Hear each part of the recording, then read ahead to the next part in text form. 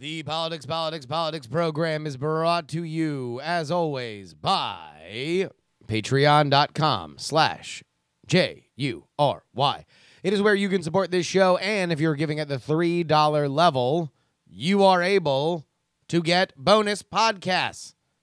All right, this might sound a little confusing, so I'm going to spell it out for you.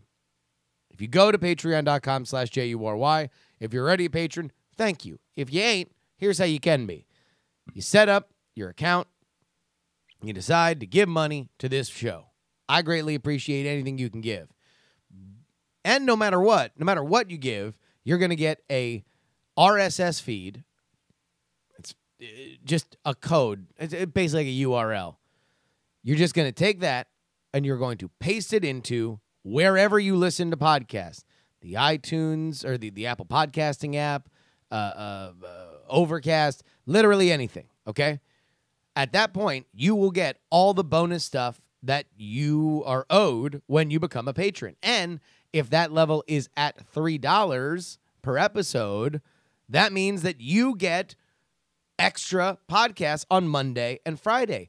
At that point, once you do this, and I guarantee you, man, stem to stern, this thing takes about 10 minutes to do. As soon as you do that, you are done. All you do is just get podcasts automatically. And hell, if you've already done it as a $1 patron, you don't got to change a thing except the level of how much you're giving. At that point, it automatically will get you the extra podcasts on Monday and Friday. Folks, if it were any easier, it would happen by itself. Go ahead on over, patreon.com/JURY. And one last note, get your tickets now. I don't even know how many are available, but I know it ain't a lot.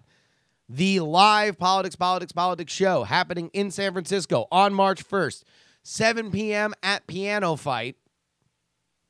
The tickets are scarce. Last I checked, and they could only be getting scarcer as people keep telling me that they're going to come to see the show. So go take care of that right now. bit.ly/SFSecShow. Yes, I can't believe that bit.ly was still available. bit.ly/SFSecShow. We are breaking down the best political sex scandals in history. We got orgies, love children, bathroom hookups. Oh, baby. It's going to be a hell of a show.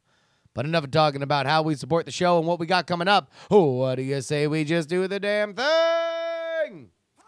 Politics, politics, politics, politics, politics.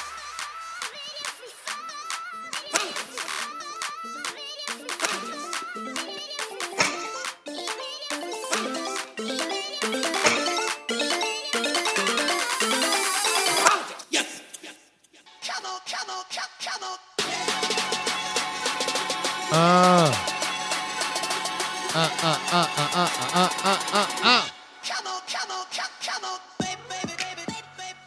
Oh,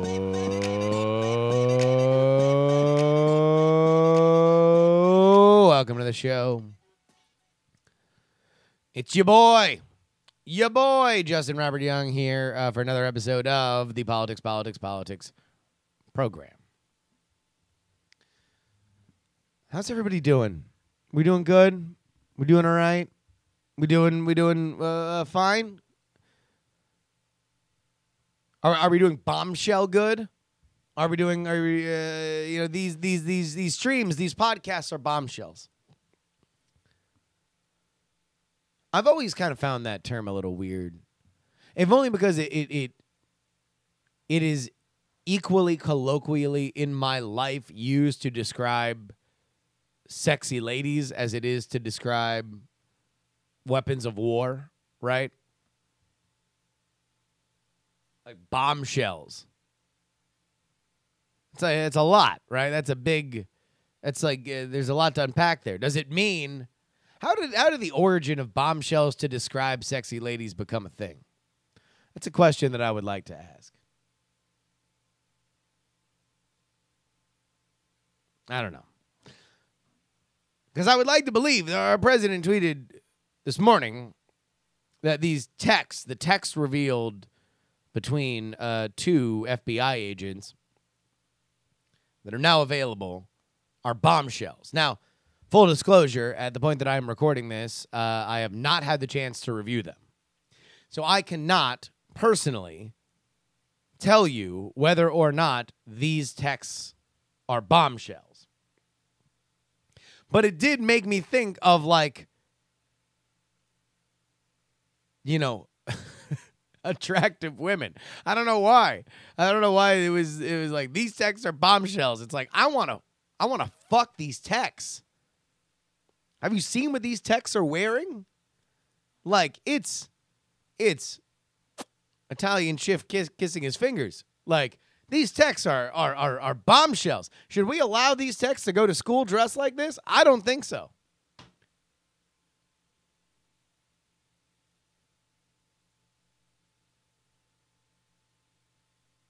Meanwhile, there's this tweet. This is a tweet that I did look into. Mostly because I was confused by it. I honestly just did not know what the fuck it meant. So here we go. This is a tweet from the president this morning. He says at 10:59 a.m., in the old days, when stock market news was reported, the stock market would go up. Today, when stock market news, when good news is reported, the stock market goes down. Big mistake.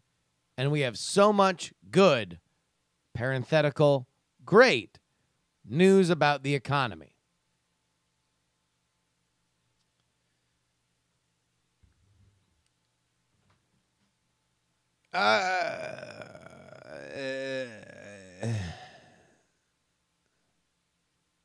I mean,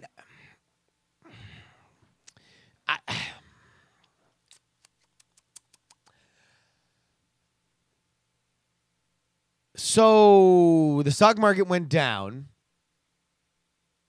and then went up yesterday and had a huge roller coaster over the past couple days.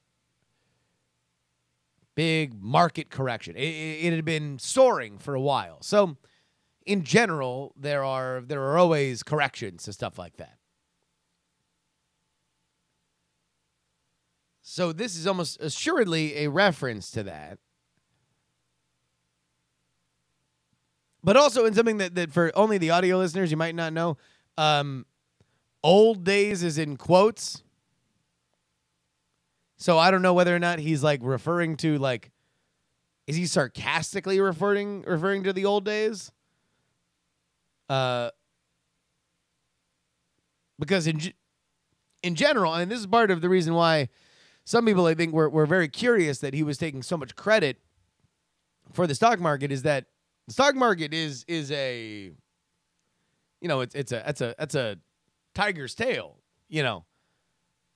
You can take credit when it goes your way, but it will almost certainly go the other at some point. So it's like when you say, I did this, you're setting yourself up for the idea that it's not going to do that at some point.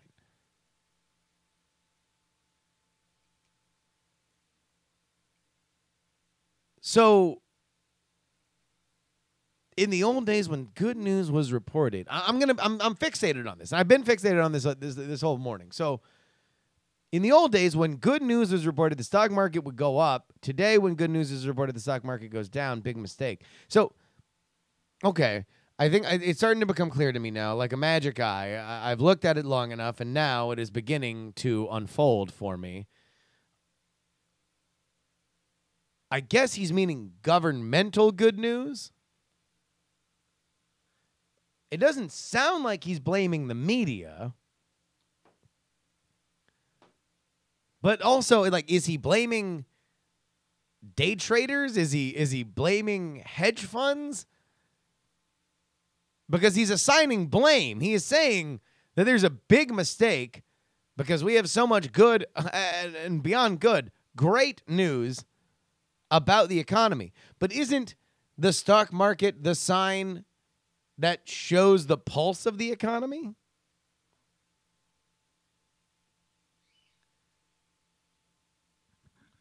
it seems like the consensus in our chat here is that he is blaming the traders. He's blaming the hedge funds and the traders. All right, if anybody can explain this to me, send me an email, theyoungamerican@gmail.com, theyoungamerican@gmail.com. I mean, here's one thing. Okay, I'm not done with it. I lied. I said I was done with it. I'm not done with it. I can see it as a justification for why there might be more downturns in the stock market. If he is now equating the equivalency of good news about the economy equals downturns in the stock market, I'm just also really realizing now this is like an impressionist painting. Like, I'm noticing new details every time I look at it. Stock market is capitalized.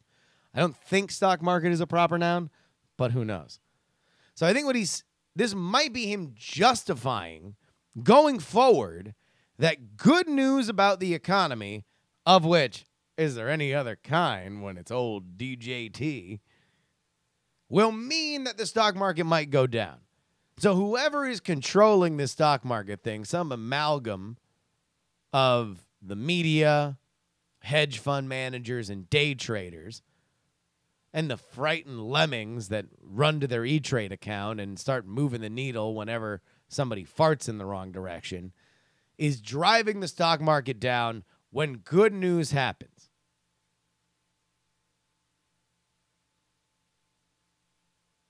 So, good luck with all that. And listen, somebody else, I might be missing something. Like, I'm not here to say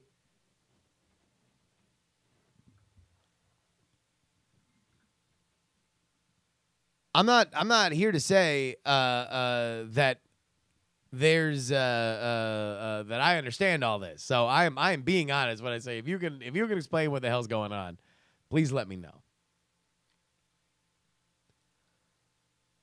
And the reason why I have that secondary thought about him resetting expectations is because that's what he's doing right now with the Mueller investigation.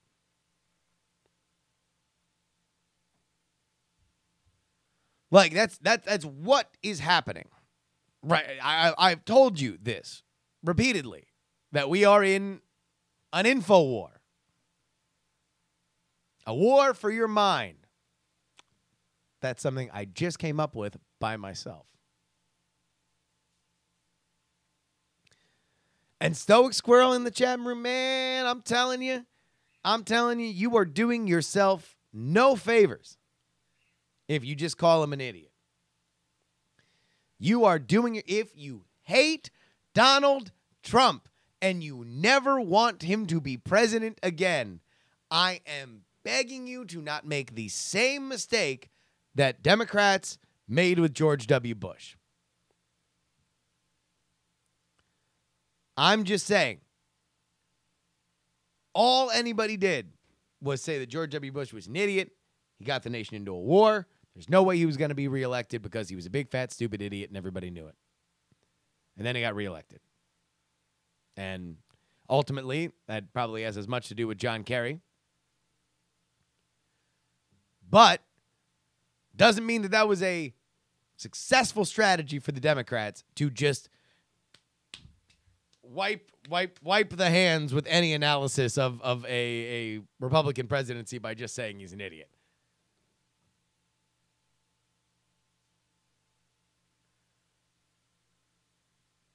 Because I'll tell you what, he has done this one thing 150%. He has changed the media's pattern of how they cover the Mueller investigation. And it is in his favor. He is working in tandem with the congressional Republicans to do one thing concretely. Now, they hope to do a lot of other things in the future. They hope that all the stuff that they are doing right now softens, if not derails, the Mueller investigation. And we don't know whether or not that's going to happen, but we do know that this one thing has undoubtedly happened.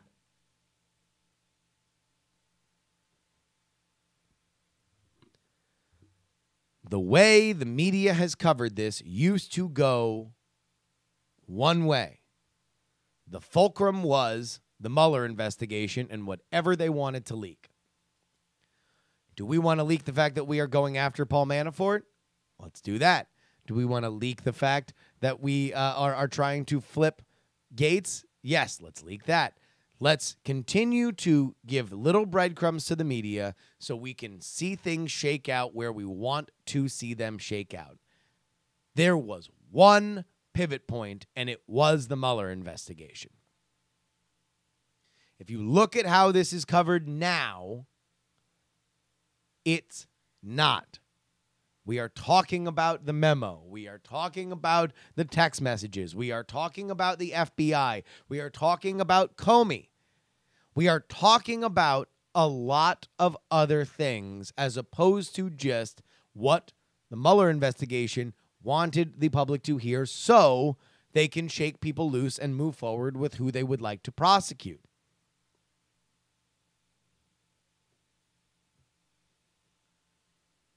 So when everybody wants to fixate on what could, should, and will happen, you're missing the fact that the playing field, as we will fight it when we get there, is determined by what people are reading now. And if by the time that Mueller comes out with whatever he has and indicts whoever he will indict, if the trend from the general public is, yeah, this seemed to be going really well, but then there was the whole this and the that and the texts and like the memo and the dossier and who paid for the dossier. If Chewbacca was a Wookiee, why would he live on Endor with a bunch of Ewoks? You have a 7-foot-tall Wookiee living in a tree-based world with a bunch of Ewoks, but then also why was Strazik? Why was he texting his mistress that he was embarrassed that Trump was getting elected? And if Fusion GPS paid for the dossier, why was Pepe Silva on the list? I mean, I got mountains of Pepe here. Pepe Silva. That's all I'm seeing. Pepe Silva, Pepe Silva, Pepe Silva. So if Mueller goes after Papadopoulos and Papadopoulos has flipped on Manafort, but Manafort is now going to sue civilly, what's in the hatch? How do the numbers factor into it? Did that shark have a Dharma stamp?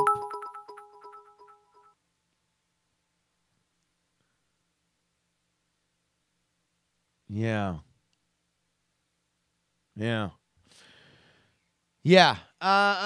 So do you see where I'm going, though? Do you see where I am going? Like, the point here is that we are talking about other things. Now, according to Trump, the memo that came out, which does detail the fact that the Fusion GPS dossier was used to obtain FISA warrants. Okay, wait. Do I have permission? Guys, give me permission to kind of get out of explaining politics mode and get into actually talking about an issue mode. Do I have permission?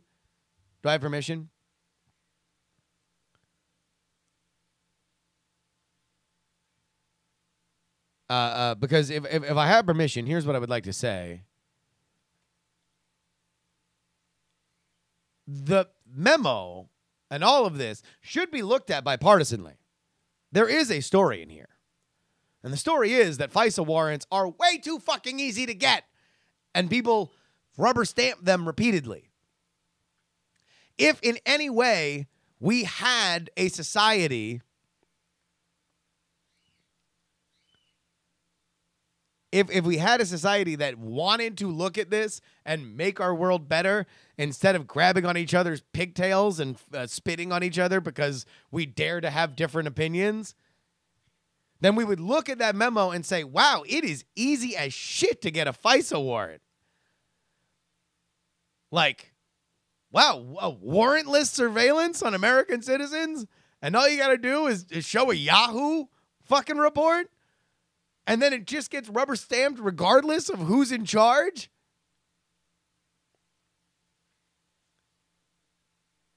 Yes, JSC315 in the chat room says that's a systemic problem, not just a single memo. Exactly, but it's highlighted by this memo. The memo was among the biggest stories in politics so far this year, and it would be nice to talk about the thing that actually matters.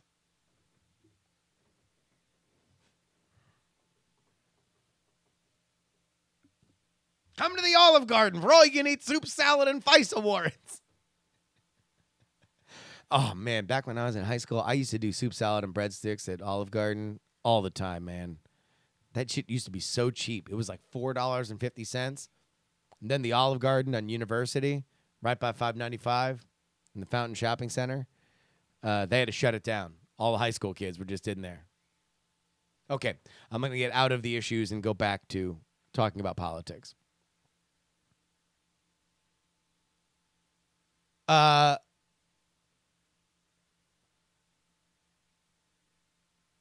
For anybody who thinks that the Mueller investigation is not going to be guided by public opinion, you're wrong.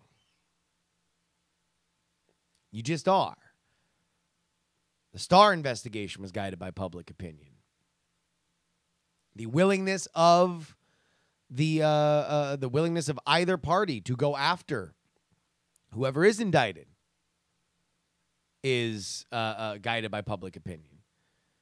You do not attack the presidency in a vacuum. This isn't cut and dry. This isn't black and white. There's a lot of vectors that go into it. And if public opinion is changed, it will have a material effect on how things go. If not the investigation itself, assuredly the aftermath. So, I was reading a thing today about bots and botnets. You want to know what the best thing that can happen to a botnet is? Is when somebody very, very powerful in the media, or somebody with a lot of followers,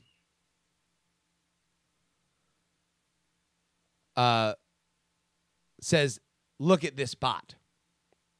All of a sudden, a lot of people view it, a lot of people follow it, and although you might have killed that tendril, the information that comes in from that bot, from that linkage, helps the whole. So as much as Democrats right now want to laugh about how stupid the news memo is or the text releases are, you got to be careful that you're not the weasels in Who Framed Roger Rabbit. One of these days, you're going to laugh yourself to death. If you're jumping up and down and screaming that it's a nothing burger, then you're inviting everybody to walk in and check it out for themselves. If you are inviting people to check it out for themselves, then you are giving them permission to make a judgment. If you are giving them permission to make a judgment, and you go from the point where all they are hearing about previously is the Mueller investigation, and now you hear all these other things, you are doing an active disservice. If your goal is for the Mueller investigation to run to its conclusion and eventually find Donald Trump himself or members of his family or administration guilty. That's just the facts. So in that, Trump has won a very important battle over the past 2 weeks. That is that, again, Mueller does not control the media cycle on this.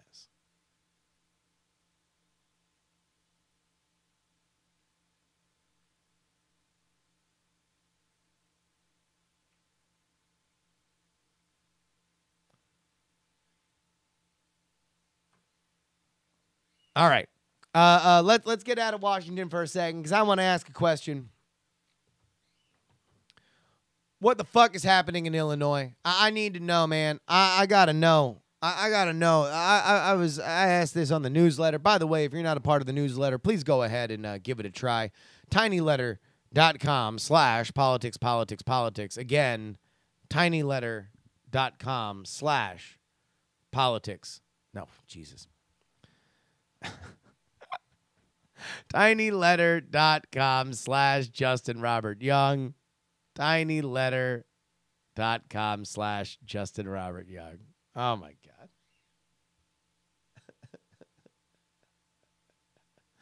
All right. Did we get that? tinyletter.com/Justin Robert Young. Okay, good. What the fuck's happening in Illinois? We have a race for governor right now. The Republican governor is being challenged to his right. And Representative Gene Ives released a controversial ad that attacked Governor Rauner, right? Rauner, for selling out conservatives in Illinois, for being too capitulatory to the Democratic forces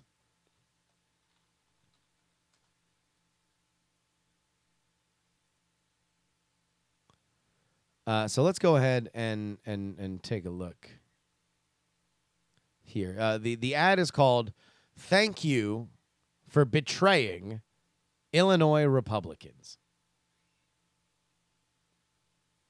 All right, let's go ahead and take a look here. Thank you for betraying Illinois Republicans. Stay tuned for a special message. We want to say thank you. Thank you, Bruce Rauner. Thank you for signing legislation that lets me use the girls' bathroom. Thank you for making... Okay, so it is very important, if you have not watched this ad, that you understand the visuals here. So we had just a couple, a group of folks standing together, then an old guy, black lady with a T-shirt on. But then as soon as we get to this bathroom line... Signing legislation that lets me use the girls' bathroom. It is a... This is worth it. This is worth it. If you have never watched me on twitch.tv/Justin R. Young, this is why you need to. Because I've just now realized I have to describe for a radio audience what is happening here and not totally implode my own career. This is a high wire act in 2018.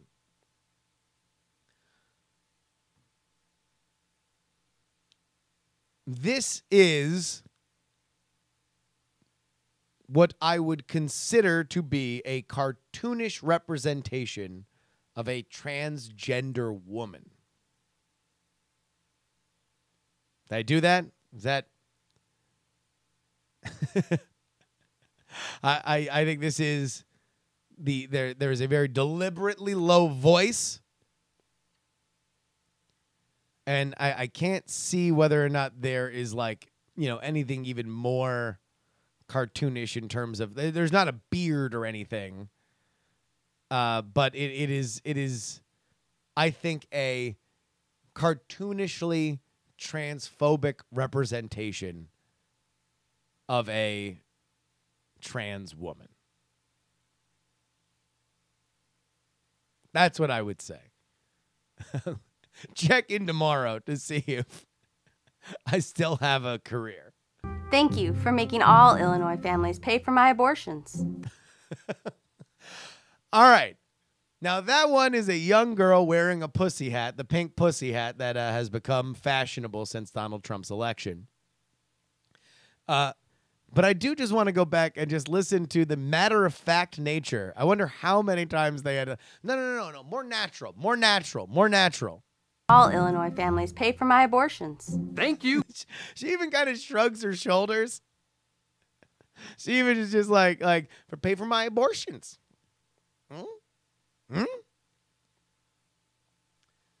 And now we have what I'm going to assume is a representation of a Antifa protester, a man in a black hoodie with a red bandana around his face, holding a sign saying, "Make Illinois a sanctuary state." Bruce Rauner for opposing law enforcement and making Illinois a sanctuary state for illegal immigrant criminals. Thank you, Bruce Rauner, for the taxpayer And now there's just a random dude in a suit. bailout of Exelon, with the largest electricity rate hike in U.S. history. Thank you for making the rest of Illinois bail out Chicago teacher pensions and for giving Rom Oh, okay. I'm seeing the black woman here that is speaking to you now is wearing a Chicago Teachers Union t-shirt. everything he wanted and more. Thank you, Bruce Rauner, for not being in charge. All right, we are back to the trans representation. Leaving Mike Madigan in charge. I am not in charge. I'm trying to get to be in charge. Thank you for being the worst Republican governor in the country. Rauner caved on all 44 points he promised in the campaign. Even the call for a tax cut became a state record for a tax increase. Thank you for betraying Illinois Republicans. Thank you. Thank you. So there we go. That is the ad that was run by Gene Ives running against Bruce Rauner for governor of Illinois. It was roundly criticized, not only outside of the Republican Party, obviously, but inside of the Republican Party as well. And you might think that that would be the worst press that the Republican Party could get out of Illinois this week. But if you did think that, well, ladies and gentlemen, you'd be wrong. Because, here we go. This is the headline. Holocaust denier poised to claim GOP nomination in Illinois race for Congress.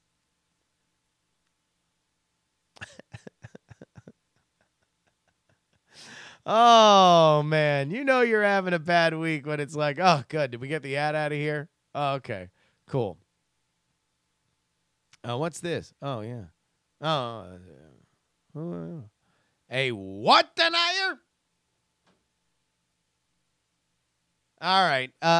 Here is the story from the Chicago Sun-Times. Lynn Sweet and Frank Main. Arthur Jones, an outspoken Holocaust denier, activist, anti-Semite, and white supremacist. Man, he got all three. That's the hat trick, right? You know, when you do so much in each field that you have to be recognized individually. An outspoken Holocaust denier, activist, anti-Semite, and white supremacist is poised to become the Republican nominee for an Illinois congressional seat representing parts of Chicago and the nearby suburbs. Quote, well, first of all, I'm running for Congress, not the Chancellor of Germany. All right, to me, the Holocaust is what I said it is, an international extortion racket.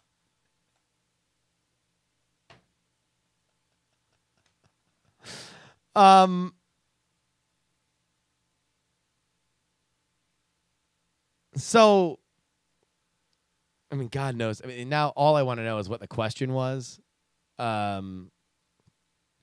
I'm assuming the question that either Lynn or Frank, the reporters here, asked him to get this quote is, do you deny the Holocaust? And I assume that's why we get the full quote here. Well, first of all, I'm running for Congress, not the Chancellor of Germany. All right, to me, the Holocaust is what I said it is. It's an international extortion racket. As with all people who I deem to be awful fringe human beings who I don't believe represent much of anybody that matter, in my opinion. And I believe that they are representative, nor should they be, in our American democracy. If you deny what is fairly obvious, that the Holocaust happened, then I really don't have much use for you. So I'm not going to talk more about this repugnant toad, nor his beliefs. What I will point out is that he is a serial runner for things. He oftentimes does it wherever he can to switch states because, much like I mentioned before, when it came to Donald Trump controlling the media on the Mueller investigation, he has realized something tremendous. That if you have fringe beliefs, you can't exactly send a press release to your newspaper, radio stations, and television outlets and say, please cover my book signing for why I think the Holocaust didn't happen. You rather have to find ways that people are forced to cover you. And even better, you want to find ways that people will cover you gleefully. And right now, in 2018, there's no better way that you can get any message you want across by being a part of politics. Number one, people have to cover you on some level. If you are on a ballot, you are newsworthy by definition, and therefore somebody's got to at least get on the phone with you, and you can say whatever the hell you want once you're there. But if you are an anti-Semite and you want to spread a repugnant message of hate, the way that you can make that message spread the furthest is if you place yourself in the hands of people of an opposing political party and say, I am your club, please beat my own party with me. Now, I don't know if that strategy is what has gone through the minds of this bizarre creature. In fact, the only thing that it appears that this man should be good at is erasing the denizens of Toontown with the dip.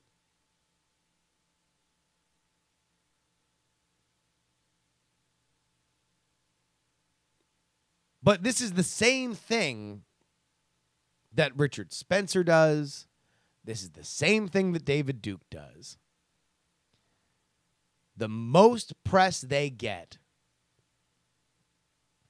predictably, are from liberal news outlets who want to prove that all Republicans are racist. So they will take fringe weirdos like this and say, look, I told you they're racist. This is proof. Now, aside from the statistical unlikelihood that all voters of a certain party would have any ideology, we're going to leave that to your own opinion. What I do want to focus on is at the point where you are using this asshole to prove a point, are you not also giving him a platform to spew his hate?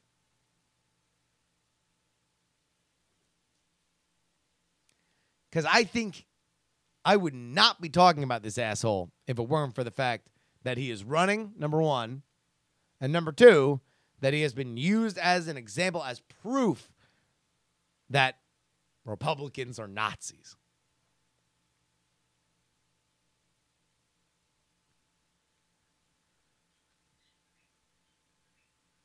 So, I don't really want to talk about this guy much more.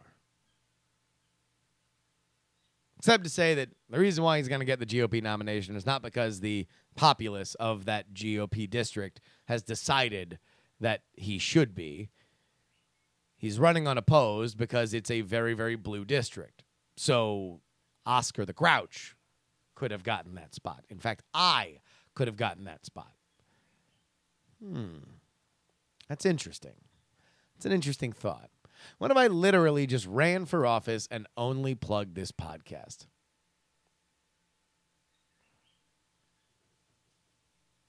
Stoic Squirrel says, You have a point. Maybe if the press didn't give Trump so much press, he wouldn't have won.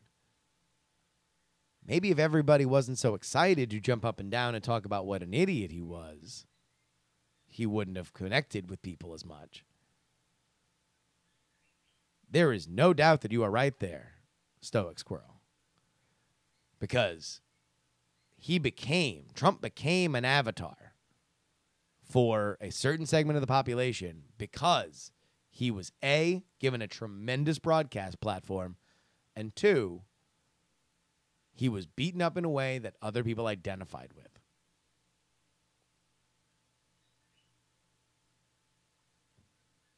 But that's none of my business. All right. We do have one more story outside of Washington. It is a scandal, a sex scandal in Nashville. We've been talking about this on the newsletter and on the PX3 Extra. This is Mayor Megan Barry, the first female mayor of Nashville. Very popular, by the way. She is now ensconced in a sex scandal where she apparently was banging her security head. They went on a lot of trips, including one to Oakland. Spent a lot of money. And now she is facing the repercussions for the fact that she was having an affair. This story has metastasized. This is the latest from the Tennessean. Within months of taking office, Mayor Megan Barry recommended the adult daughter of the head of her security detail, the man with whom she would later admit she was having an affair, to be hired for a job in the city's legal department. The daughter got the job. The position as an entry-level city attorney was the first newly created job in Nashville's legal department in 2 years. It was not a part of the existing budget. Barry approved the new job opening.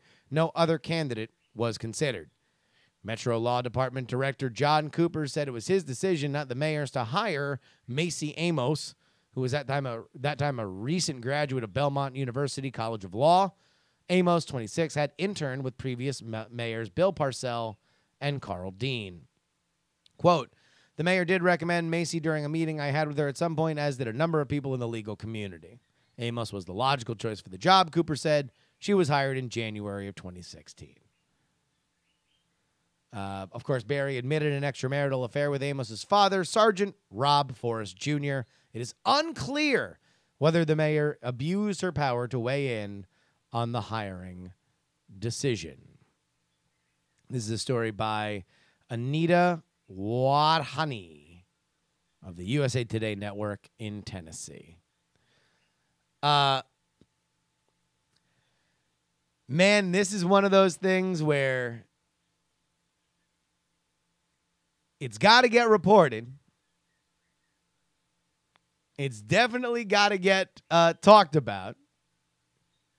Doesn't seem like there's a tremendous amount of smoke here, right? If you've got, not like she was a total unknown, like she was working at fucking Arby's and then all of a sudden gets a job, right? Or it's not like, spoiler alert for the sex scandal bracket show, March 1st, piano fight, 7 p.m. Like, she gave her lover a job because he or she was Israeli. This seems like she is a young professional who wants to go into public service. I can't imagine that there are a lot of 20-something young lawyers who want to dedicate their life to public service. Usually when you go through all the trouble and consequence to get a law degree, you usually want to make money with the law degree. Spoiler alert, you don't make a lot of money when you are in public service.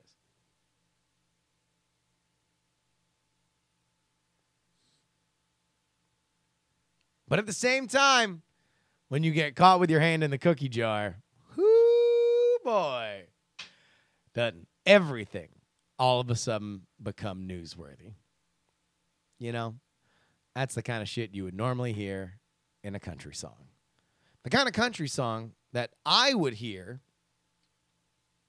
on a jukebox late at night at one of my favorite dive bars in Florida. Love Florida dive bars. Man, they're just great. And, the best thing about it is Florida, South Florida, where I'm from, is, it's a city that stays open late, You're never too far away from the next adventure. You're never too far away from the next bit of trouble. You can find yourself doing some really some real scandalous stuff, right? You can definitely find yourself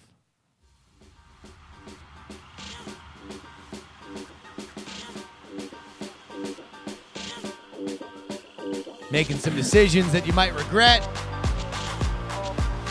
Yes, ladies and gentlemen, you can find yourself voting for your Florida senator.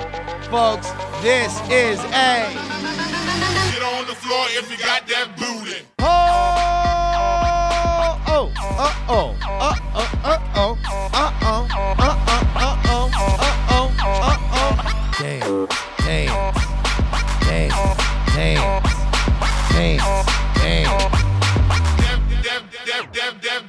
This is a University of North Florida poll to find out who is in the lead for the Senate seat from Florida between the sitting Bill Nelson and the former governor, Rick Scott. It is a poll taken from January 29th to February 4th with 29 likely voters, a 4.7% margin of error. Coming up first to the stage. He looks like a snake put a suit on. He looks like Voldemort if he was a parrot head. He is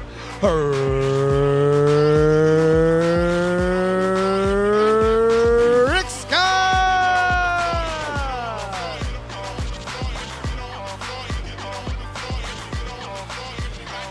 But your headliner, he is the sitting Democratic senator.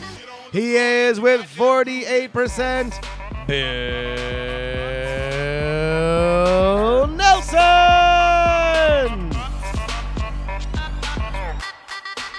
That is Bill Nelson leading Rick Scott with a 6-point spread. Oh, and I'm sorry. I got ahead of myself. Rick Scott is not the former governor. He is the soon-to-be former governor. He is currently the sitting governor of the great state of Florida. Let's go ahead and get into But Your Emails. It is very easy to reach the show. Just go ahead and hit me up. theyoungamerican@gmail.com. Again, theyoungamerican@gmail.com. Our first email comes in about another story, actually. This one came in today. A Democrat flips deep red House seat in Missouri. Let's read the story. Democratic candidate Mike Rivas on Tuesday flipped what had been a deep red state House seat in Missouri by a 108-vote margin over his Republican opponent. Rivas defeated GOP candidate David C. Linton in a special election to replace Representative John McCarthy, who left the office to focus on his run for Jefferson County executive. President Trump won the heavily Republican district by a 61-33 margin in the 2016 election. And folks, when I read this and I put it in the newsletter today, I was very much believing this was a Wave Watch.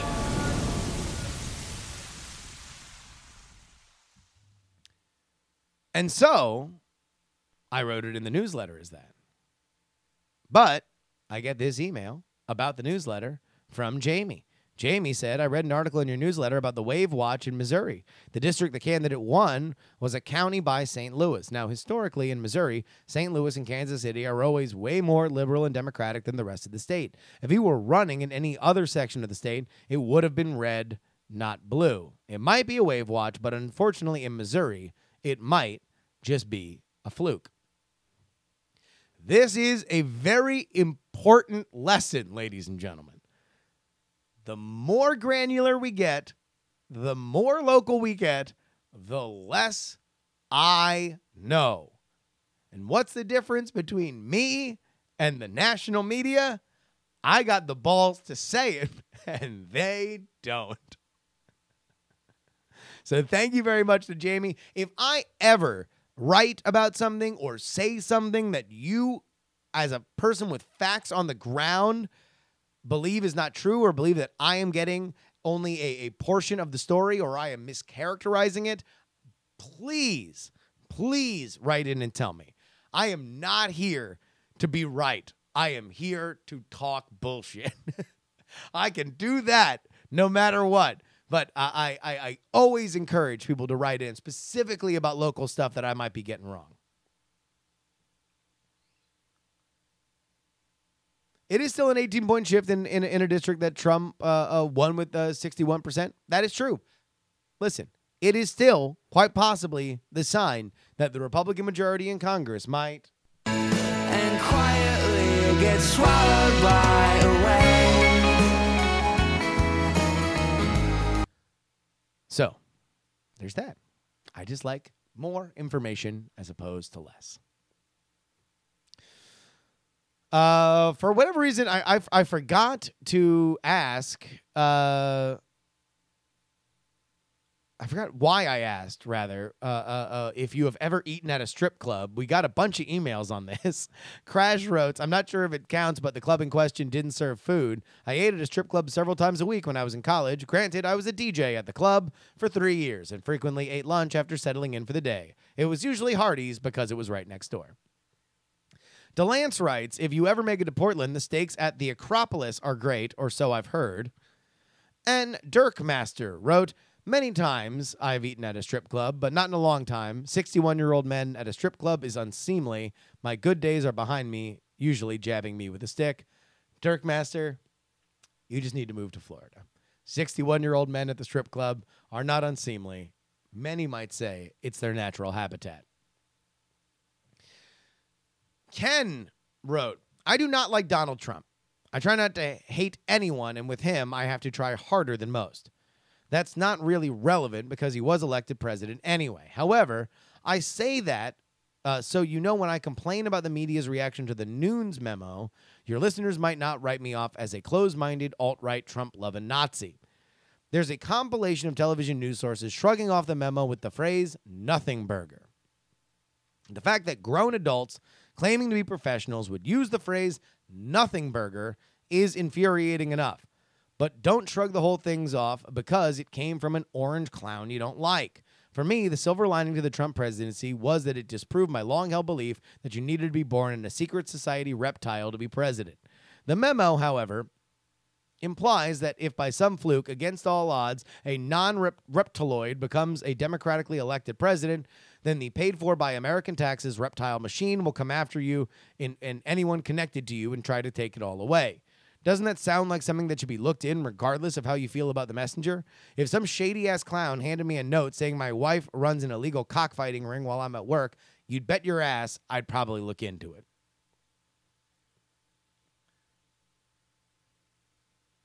Hey, look. I have a love-hate relationship with the phrase nothing burger. It's not that I think that it's a bad word. To me, it is just the sound that a partisan makes. You know? The dog goes arf, the cat goes meow. But what does the partisan say? Nothing burger, nothing burger, nothing burger, nothing burger. Like, it just means that you are on a side, that you're on red team or blue team, and you are trying to move along, right? Like MoveOn.org, which is what MoveOn.org was initially founded because the Monica Lewinsky, that special prosecutor, was a nothing burger.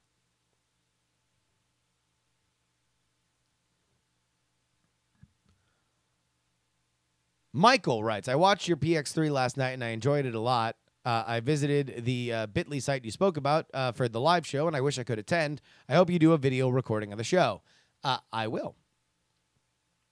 You mentioned 16 scandals. They must not be all presidents unless you go into the 19th century. I am a history buff, but I have not dug into the private lives of presidents. Teddy Roosevelt was definitely a family man and devoted to his wives.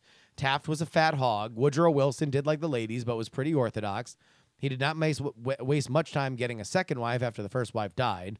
Silent Cal was practically asexual. I did read that Warren Harding was a ladies' man. Plus, there was the Teapot Dome scandal.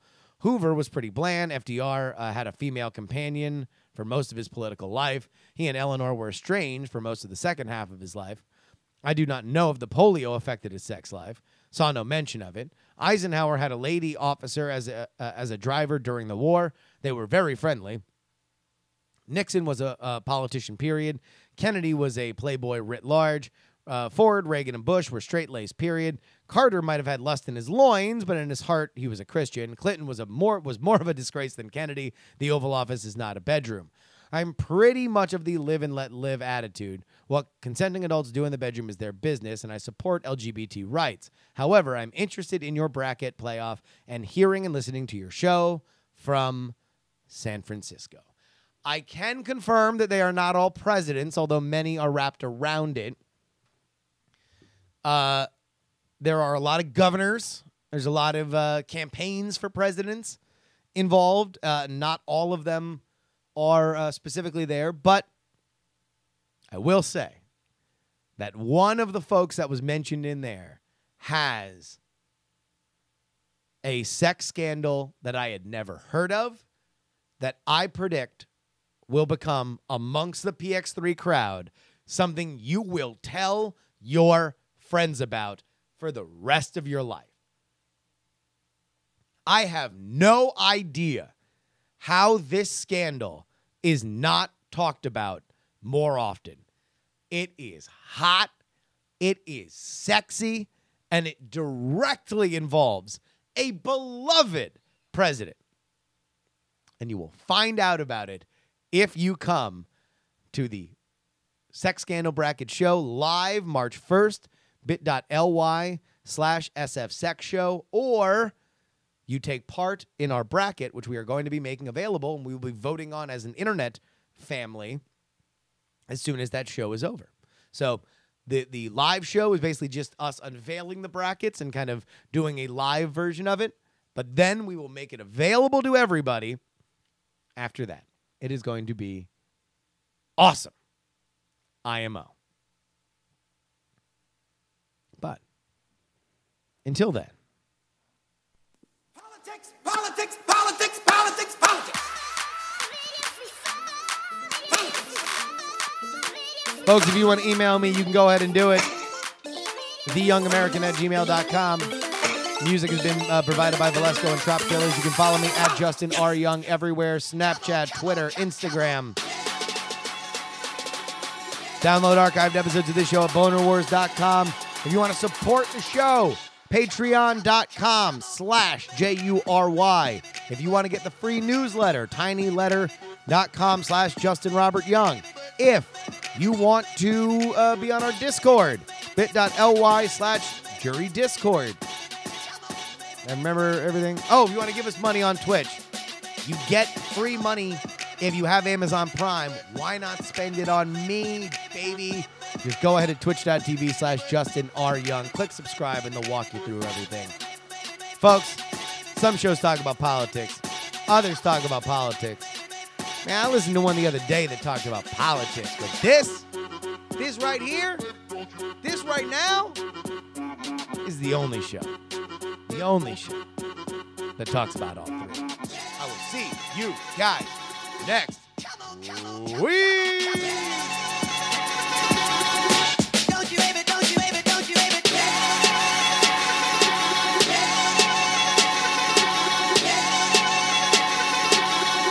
Come on, come on, come on. Diamond Club hopes you have enjoyed this program.